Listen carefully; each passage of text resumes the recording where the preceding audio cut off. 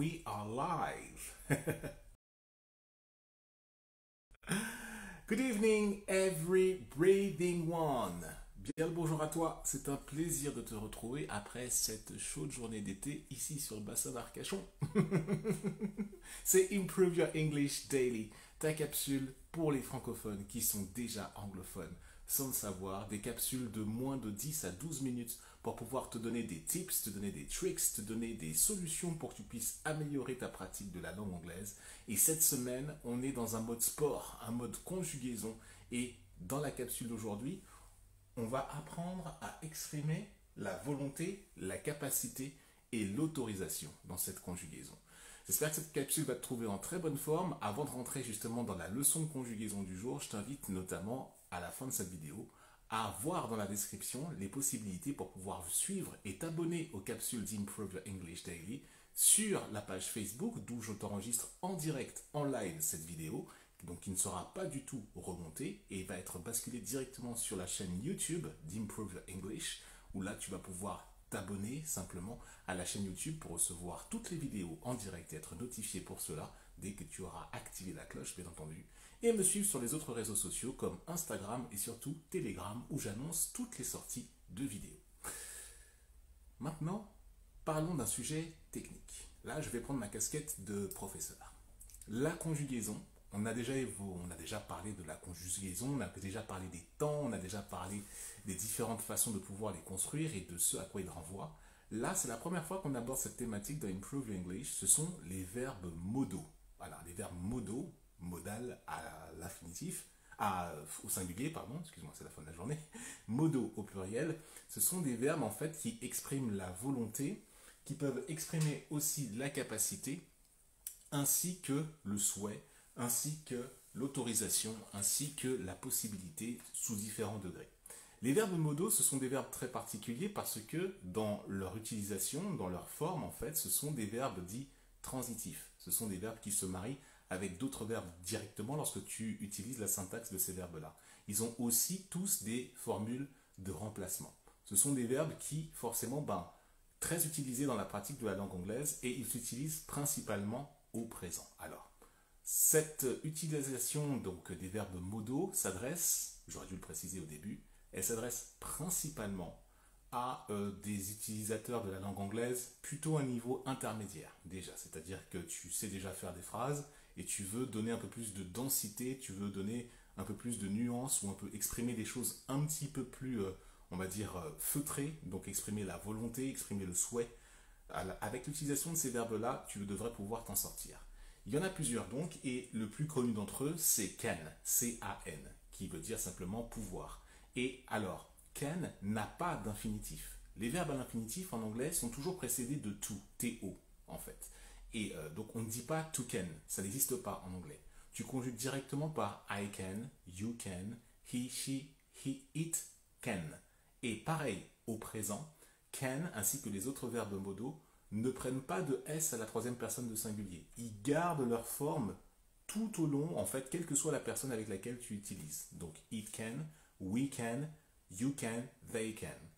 Dès que tu sais ça, tu peux voyager. Et can s'utilise donc, c'est la forme au présent, donc du verbe, l'équivalent du français de pouvoir. Tu as aussi sa variable could, C-O-U-L-D. Could, c'est l'équivalent de can, en fait, que tu peux utiliser au passé comme au conditionnel. Donc, c'est-à-dire, en gros, tu pourrais dire soit je pouvais ou soit je pourrais. Tu vois, je pourrais, A-I-S à la fin en français, pour exprimer au conditionnel. I could, you could, he, she, it could, we could, you could, they could. C-O-U-L-D, could. De toute façon, je t'ai mis l'orthographe de ces verbes modaux dans la description. Donc c'est l'idée de pouvoir mais conditionné, ou alors tu dis pouvait aussi également au passé, ça se dit dans les deux sens de cette façon-là. Alors, à savoir une chose, c'est que can dispose aussi de ce qu'on appelle une formule de remplacement lorsque tu souhaites exprimer une possibilité au temps futur. Tu ne peux pas dire will can, will étant l'auxiliaire du futur, mais will, tu vas voir que will dans cette leçon va prendre une autre signification quand il n'est pas auxiliaire du futur. Quand tu veux exprimer une possibilité au futur, tu dis pas will can, tu dis to be able to, être en capacité de, be able to. I'll be able to eat tonight. Je serai capable de manger ce soir parce que j'ai pas faim là tout de suite. Tu vois, donc to be able to remplace l'idée de can mais au futur. C'est pour ça que la forme can ne s'utilise qu'au présent. Ensuite, là je t'ai parlé de cette formule de remplacement. L'utilisation maintenant du verbe may, M-A-Y. Alors, may, c'est le mois de mai quand, voilà, quand il n'est pas un verbe modal. Mais quand tu l'utilises après le sujet I may, you may, he, she, it may, we may, you may, they may, il exprime en fait l'idée d'une... tu demandes la permission en fait. May I close the door? Puis-je fermer la porte? C'est l'idée d'exprimer, là je la mets à la forme interrogative. Yes, you may close the door. Oui, tu as l'autorisation de fermer la porte. Là, may exprime cela. Alors, c'est une possibilité comme can, mais may a vraiment valeur de, surtout à la forme interrogative, de demander la permission. Parce que oui, dans l'absolu, tu peux le faire, mais peut-être que tu peux incommander une autre personne, et donc tu vas disposer de l'utilisation du verbe modal may comme ceci. Tu as sa variable aussi au passé qui s'appelle might, M-I-G-H-T. Là, c'est l'idée de l'autorisation conditionnée, tu vois, donc un petit peu comme can, mais ça respecte la même chose. Pareil, may et might ne prennent pas de S à la troisième personne du singulier, et tu le conjugues à toutes les personnes avec la même idée. Ensuite, tu as must. Must, M-U-S-T, ou avec sa formule de remplacement have to, have le verbe avoir mais avec tout derrière, have avec tout devient l'idée de ce que veut dire must qui est l'idée de devoir. Là il y a une sorte de duty, d'obligation, que tu dois faire ça. Là il n'y a pas d'autre possibilité. Quand tu utilises I must do it, je dois faire cette action.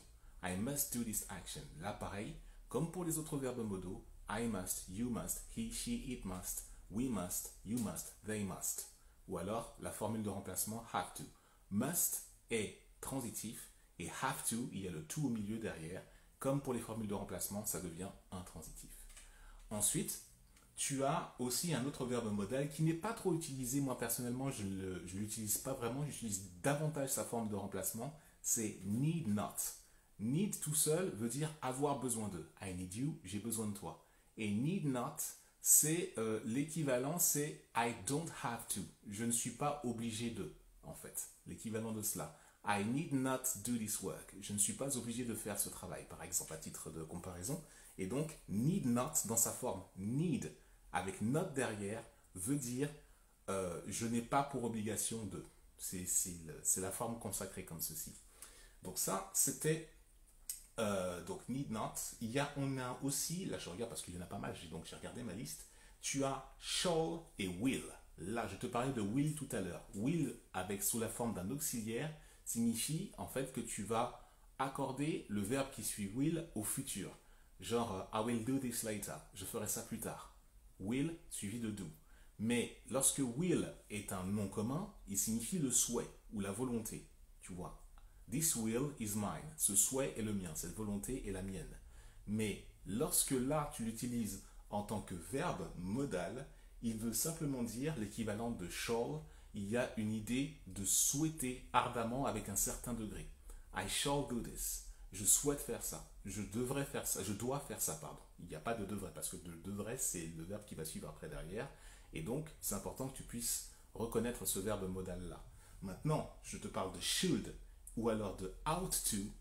Out to qui s'écrit O-U-G-H-T plus loin to, T-O.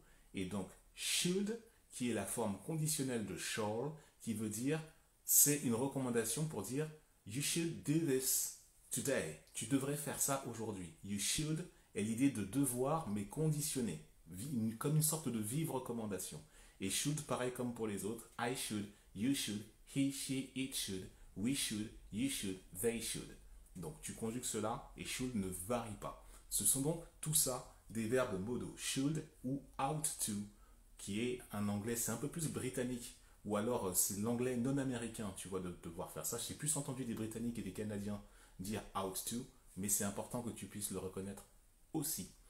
Voilà, c'est les verbes modaux. Je te les ai présentés un petit peu brut de décoffrage avec quelques exemples. C'est pour que tu puisses les reconnaître lorsque tu dois être amené à comprendre quelque chose et de comprendre le degré du verbe que tu utilises. Aussi dans ton expression, tu peux les utiliser de manière quasi automatique aussi. Alors moi, je les utilise pas tous comme ça, j'utilise pour pas mal des verbes de remplacement parce que c'est tombé dans l'habitude, hein, c'est tombé dans la practice. Et donc, il y a la liste de ces verbes dans la description de la vidéo. Je t'invite aussi à pratiquer les exemples que je t'ai donnés et à les placer. Pareil pour augmenter ta compétence et augmenter de facto ta compréhension de ces verbes modaux. Voilà ce que je voulais dire dans cette vidéo à propos des verbes modaux. Si tu as appris quelque chose, si tu souhaites entrer dans la conversation pour améliorer ton anglais, je t'invite à commenter dans la description la façon dont tu as vécu tout ça. Aussi, si tu as appris un truc vraiment significatif, le pouce ou le cœur, suivant la plateforme sur laquelle tu te trouves, tu peux aussi partager ce contenu à une personne, à un enfant qui doit apprendre les verbes modaux pour pouvoir les apprendre de manière synthétique et toujours dans le fun. Tu as la possibilité de partager cette vidéo à toute personne qui forcément va se trouver intéressée par rapport à ça. Et pour aller plus loin, dans la description aussi, tu as un lien pour pouvoir commander ton cours avec moi et tester et éprouver la méthode Improve Your English pour les francophones, déjà anglophones sans le savoir, en apprenant dans le plaisir en fonction de tes passions. Give it a try. Essaye ça, je pense que tu ne seras pas déçu. Voilà pour aujourd'hui, je te retrouve demain pour une prochaine vidéo au sein de Improve Your English Daily. Bosse bien, profite de ton été, and see you until the next video. Bye bye.